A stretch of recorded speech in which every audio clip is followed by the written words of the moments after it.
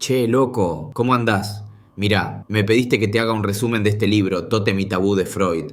Bueno, prepárate un Fernet porque esto es largo y tiene de todo. Primero que nada, este libro es una onda que Freud escribió hace bocha, entre 1912 y 1913. Es como una mezcla entre antropología, psicología y psicoanálisis. El tipo se puso a comparar cómo pensaban los pueblos primitivos con cómo pensamos nosotros. Y más que nada, con cómo piensan los neuróticos, esos que tienen como una enfermedad del tabú, ¿entendés? Freud se basó en lo que otros capos de la época, como Robertson Smith y Fraser, habían investigado sobre el totemismo y las costumbres raras de las tribus salvajes. Él agarra toda esa data y la analiza desde su punto de vista psicoanalítico, onda buscando el porqué de todo en el inconsciente. ¿De qué va todo esto del tótem y el tabú? Bueno, para arrancar, el tótem es como un ancestro, pero no un ancestro cualquiera, sino un animal, una planta o incluso un objeto con el que un grupo de gente se identifica. Es como si fueran todos hijos del jaguar o hijos del árbol, ¿me seguís? Y el tabú es como una regla, una prohibición que se sigue a rajatabla, como algo sagrado o impuro. Freud dice que el tabú es algo re viejo, más viejo que los dioses y cualquier religión. Es como una cosa que está ahí, en el inconsciente de la gente, y que hace que las personas se prohíban ciertas cosas sin entender muy bien por qué. Los salvajes australianos, el punto de partida. Para entender mejor todo esto, Freud se enfoca en los aborígenes de Australia. Para él, estos tipos son los más primitivos que existen, como un espejo de nuestro propio pasado. Estos australianos no tienen ni casas, ni agricultura, ni animales domésticos, ni siquiera perros. Viven de lo que cazan y recolectan, y sus tribus se organizan por asambleas de hombres adultos, sin jefes ni reyes. Freud los ve como una especie de laboratorio para entender cómo funciona la mente humana en su estado más crudo. Las prohibiciones locas, el incesto y los parientes. Una de las cosas más importantes que Freud analiza son las prohibiciones que tienen estos pueblos y que nosotros también tenemos, pero que no nos damos cuenta. La prohibición más heavy es la del incesto, o sea, no tener relaciones sexuales con parientes cercanos. Para Freud, esta regla es súper importante porque es la base de la sociedad. Los avoidances. En muchas tribus hay costumbres que se llaman avoidances, que son como reglas para evitar el contacto entre ciertos parientes, hermanos, hermanas, suegras y yernos. Por ejemplo, un hermano y una hermana no se pueden hablar directamente, ni mirarse, ni siquiera tocarse.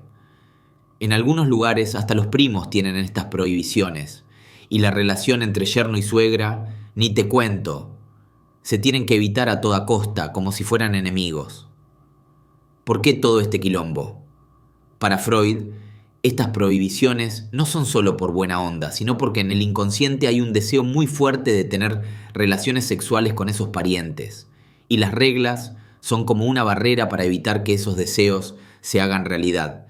Es como si el inconsciente te dijera, ¡ojo que te vas a mandar una macana! Tabú. El misterio de lo prohibido. Ahora, hablemos del tabú en sí mismo.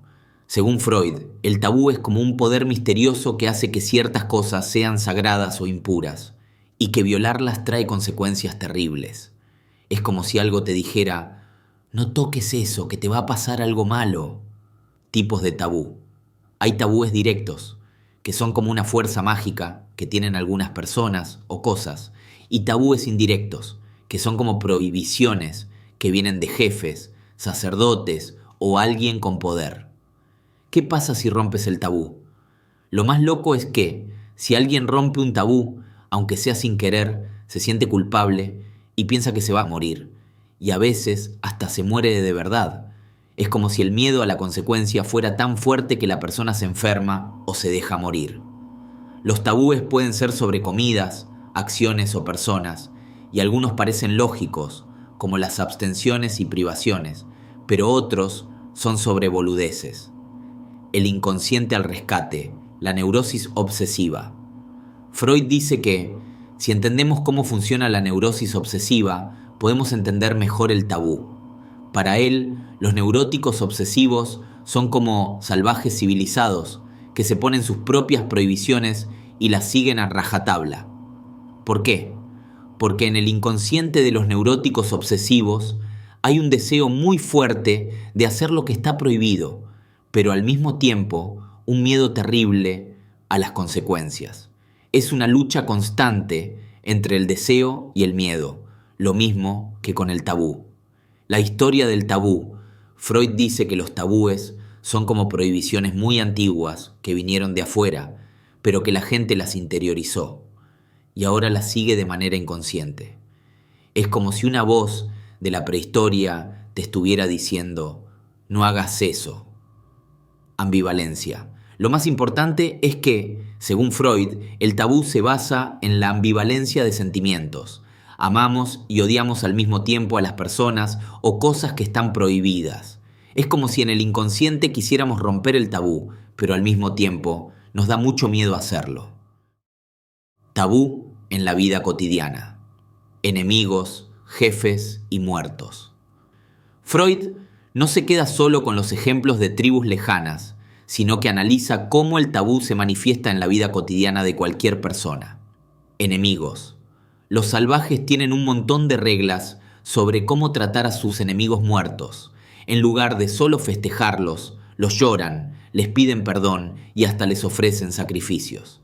Es como si sintieran culpa por haberlos matado, aunque fueran sus enemigos. También se imponen un montón de restricciones después de matar a alguien, como no tocar a sus mujeres o no comer con sus propias manos. Jefes y reyes. Los jefes y reyes también están rodeados de tabúes, pero no como los demás. Tienen prohibido hacer un montón de cosas, como tocar el suelo, exponerse al sol o cortarse el pelo. Es como si fueran seres sagrados, pero a la vez están prisioneros de esas reglas. Para Freud, esto se debe a que los súbditos tienen sentimientos ambivalentes hacia sus líderes. Los aman y los odian, y las reglas son una forma de control. Los muertos. Los muertos son como un imán de tabúes. Hay reglas sobre cómo tocarlos, cómo vestirlos, qué decir de ellos. En algunas tribus está prohibido decir el nombre de un muerto, o hasta usar palabras que se parezcan a su nombre. Esto es porque, según Freud, los vivos sienten culpa y miedo hacia los muertos, por la ambivalencia que tenían hacia ellos cuando estaban vivos. La magia, el poder de los deseos. Freud también habla de la magia y cómo está relacionada con el tabú. Para él, la magia es como una forma de creer que nuestros deseos pueden hacerse realidad solo con pensarlos. Es como si la mente tuviera un poder sobrenatural, y el tabú ayuda a que las cosas funcionen según los deseos. Magia imitativa. La magia imitativa es como hacer algo parecido a lo que uno quiere que pase. Por ejemplo, dibujar una lluvia para que llueva o clavar un muñeco para hacerle daño a alguien.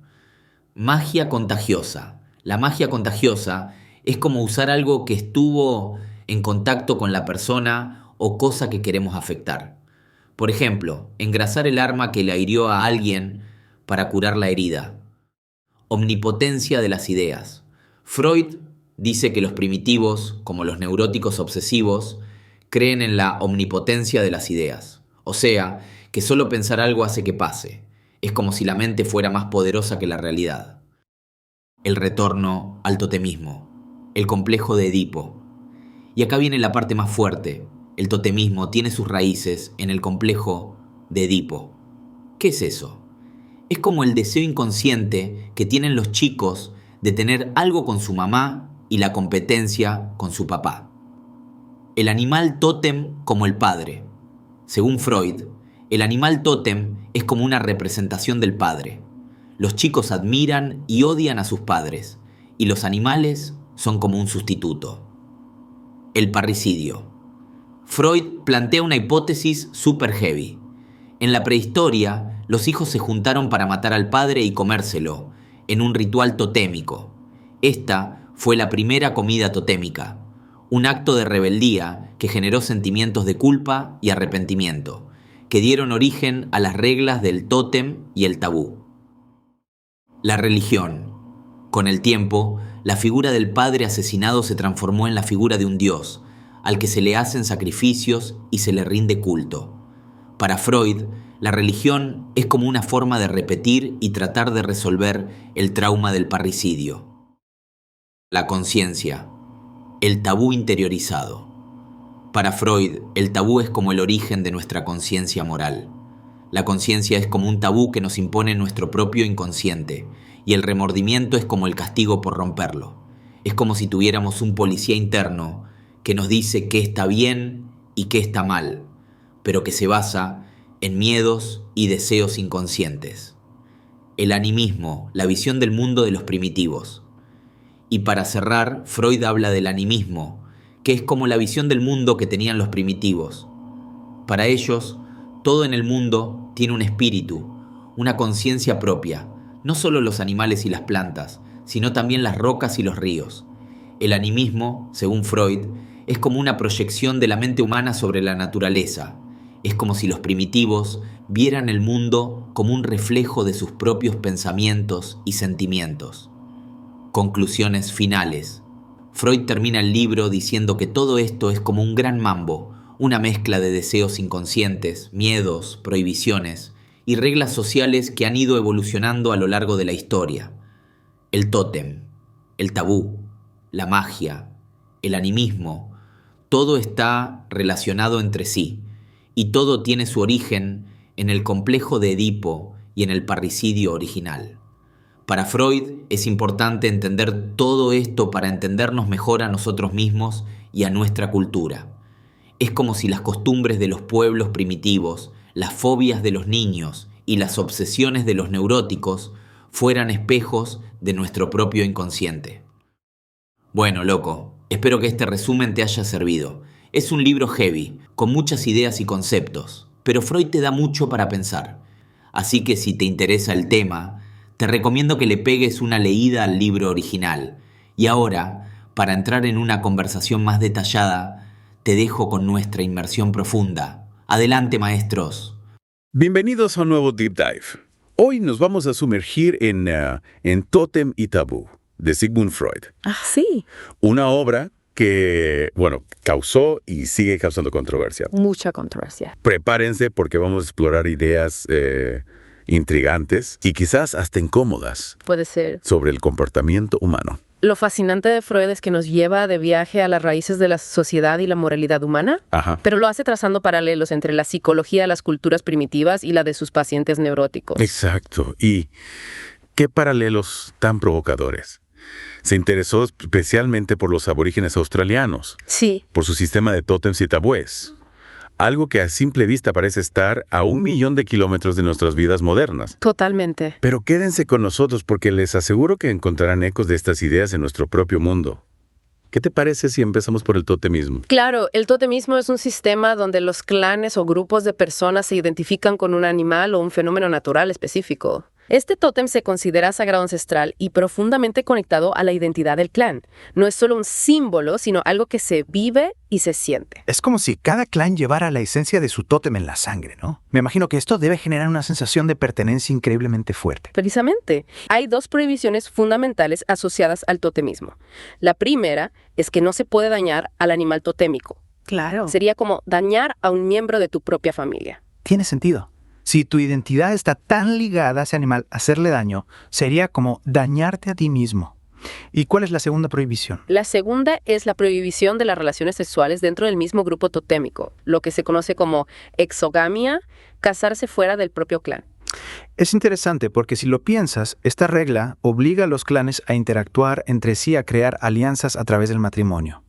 Es como si el totemismo, además de ser una fuente de identidad, también fuera un motor para la construcción de relaciones sociales más amplias. Exacto. Y aquí es donde Freud va un paso más allá y empieza a analizar las evitaciones, esas reglas de conducta tan estrictas entre ciertos parientes. Así, esas costumbres que nos pueden parecer extrañas a primera vista. Por ejemplo, el hijo que no puede hablar directamente con su madre o el hermano que debe evitar a su hermana a toda costa. ¿Qué nos puedes contar sobre esto? Freud argumenta que estas evitaciones son en esencia tabúes y que estos comportamientos, aunque parezcan irracionales en la superficie, provienen de una ansiedad profunda relacionada con la ruptura de estos tabúes. O sea que para Freud estas costumbres encierran miedos y deseos inconscientes, igual que en sus pacientes neuróticos. Es como si la cultura cultura primitiva y la mente neurótica moderna compartieran un lenguaje común, ¿no? Un lenguaje que habla de miedos ancestrales y deseos reprimidos. Exactamente. Y Freud lleva esta idea aún más lejos cuando analiza cómo las sociedades primitivas lidiaban con la muerte y las sombras que ésta proyectaba sobre sus vidas. Me parece fascinante este punto.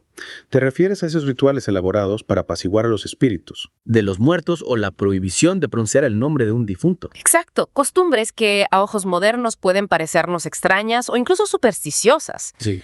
Pero Freud argumenta que estas prácticas provienen de un miedo primordial a los muertos, a quienes se les atribuye hostilidad y envidia hacia los vivos. Es como si la muerte, además de ser un evento biológico, también fuera un evento social que despierta miedos y ansiedades profundas. Precisamente Freud sugiere que las sociedades proyectan sus propios sentimientos de culpa y hostilidad sobre los difuntos.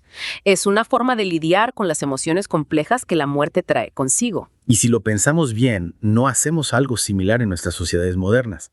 Piensa en los funerales elaborados, los elogios que se hacen al difunto, incluso el miedo a hablar mal de los muertos. ¿Somos realmente tan diferentes de esas culturas primitivas? Es una pregunta que nos invita a la reflexión y nos lleva al núcleo del argumento de Freud, quizás la parte más controvertida de su tesis, el vínculo entre el totemismo, el complejo de Edipo y el nacimiento de la moralidad humana. Aquí es donde las cosas se ponen realmente interesantes. Hablemos del complejo de Edipo. Recordemos que esta teoría plantea que los niños desarrollan deseos inconscientes hacia el padre del sexo opuesto y rivalidad con el padre del mismo sexo. ¿Cómo conecta Freud esto con el totemismo? La hipótesis de Freud, y es una hipótesis audaz, es que el totemismo se originó a partir de un acto primordial de rebelión. Imaginemos a un grupo de hijos que viven bajo la tiranía de un padre poderoso y dominante que acapara a todas las mujeres. Una dinámica familiar un tanto disfuncional, por decirlo suavemente. Freud sugiere que estos hijos, impulsados por su deseo por las mujeres y su resentimiento hacia el padre, se unen para matarlo y devorarlo. Eso sí que es una historia de origen intensa. Parricidio y canibalismo en un solo acto. Lo es, y se supone que debe serlo.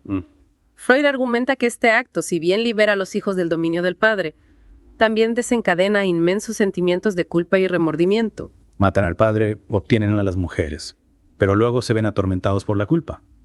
Suena como una receta para un buen trauma psicológico. Exactamente. Y ahí es donde entra en juego el animal totémico. Se convierte en una figura paterna simbólica que encarna tanto el amor como el miedo. Las prohibiciones totémicas entonces son los intentos de los hijos de expiar su acto y evitar repetirlo. Es decir, establecen una especie de pacto colectivo. No volveremos a hacer esto, honraremos a este animal como un recordatorio de nuestro padre y prometeremos no matarlo ni acostarnos con nuestras hermanas. Una forma de establecer el orden y la moralidad a partir de ese caos primigenio. Pero aquí hay algo crucial. Freud no propone que este acto de parricidio haya ocurrido literalmente en algún momento de la historia. Lo que le interesa es la fuerza simbólica de esta narrativa para explicar la complejidad de la psique humana. Entiendo. Entonces, el complejo de Edipo no se trata de una historia real, sino de una metáfora que nos ayuda a comprender las tensiones y los deseos que subyacen a las relaciones familiares y por extensión a las estructuras sociales. Pero, ¿cómo conecta esto con la religión más allá del totemismo? Freud observa que la figura del padre persiste en sistemas religiosos posteriores, ya sea en forma de dioses poderosos reyes divinos, o incluso profetas que desafían las estructuras existentes. Es decir, aunque no haya tótems, la dinámica psicológica subyacente se mantiene. Seguimos lidiando con esas ansiedades primigenias sobre la autoridad, el poder y el deseo. Exactamente. Piensa en las historias de dioses que derrocan a sus padres, los profetas que desafían a los gobernantes corruptos, los sacrificios que se hacen para apaciguar la ira divina. Estos temas resuenan a través de las culturas y los periodos históricos. Es como si todavía estuviéramos intentando resolver ese conflicto padre-hijo original, pero a escala cósmica. Es fascinante cómo Freud conecta elementos aparentemente tan dispares. Y hablando de conexiones inesperadas, ¿qué hay de la relación que establece entre el festín totémico, el consumo comunal del animal totémico y la Eucaristía en el cristianismo? Es uno de los puntos más audaces de su teoría. A simple vista, un ritual y un sacramento cristiano parecen no tener nada en común. Pero Freud argumenta que ambos actos, a pesar de sus contextos tan diferentes, implican el consumo comunal de algo sagrado. ¿Podrías explicarlo con más detalle? Claro. Para Freud, ambos son actos de identificación de incorporar una entidad poderosa y simbólica en uno mismo. En el totemismo se trata de unirse al clan y a la figura paterna totémica. En el cristianismo se trata de conectarse con Cristo y lo divino. O sea que ya sea un canguro o pan y vino el principio psicológico subyacente es similar. Se trata de una experiencia compartida, una identidad colectiva y la superación simbólica de esa culpa primordial. Exacto. Y no olvidemos que el festín totémico se produce tras la muerte ritual del animal totémico. Existe una oscilación entre transgresión y expiación, rebelión y sumisión que atraviesa tanto el totemismo como, según Freud, las religiones posteriores. Este tira y afloja, lo que nos mantiene eternamente fascinados por los misterios de la fe y la psique humana. Wow, esto es realmente profundo.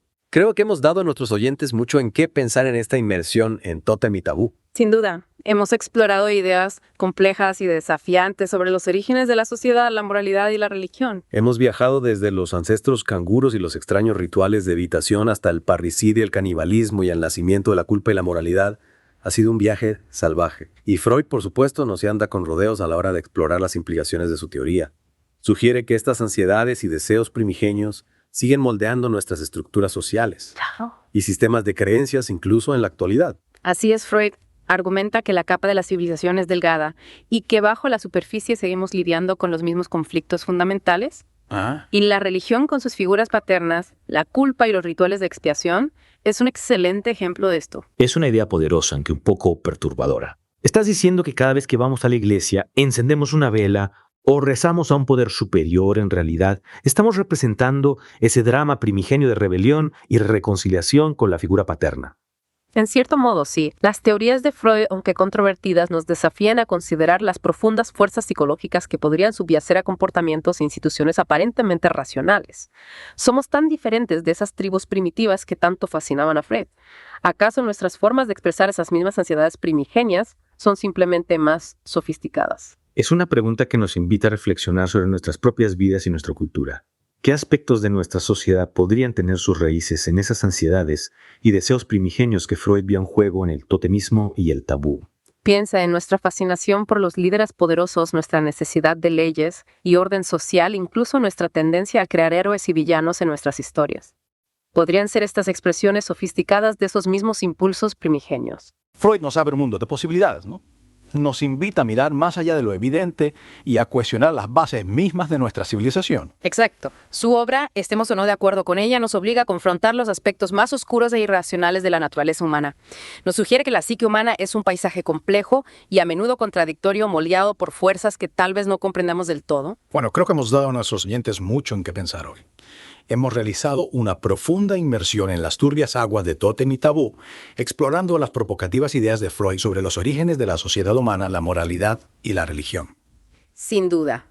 Las teorías de Freud siguen siendo controvertidas, pero nos desafían a considerar las profundas fuerzas psicológicas que podrían estar dando forma a nuestras estructuras sociales y sistemas de creencias. ¿Qué aspectos de nuestra propia cultura podrían tener sus raíces en estas ansiedades y deseos primigenios? Esa es una pregunta que cada uno de ustedes debe explorar. Y con esa reflexión final damos por concluida esta inmersión en Tótem y Tabú. Los invitamos a seguir explorando la obra de Freud y a ver qué otras profundidades ocultas pueden descubrir. Hasta la próxima, sigan buceando. Muchas gracias, maestros, siempre rompiéndola. A ustedes, oyentes, muchas gracias por llegar hasta aquí. No olviden suscribirse al canal para más antilibros, dejarnos un like y un comentario. Hasta pronto. Chau.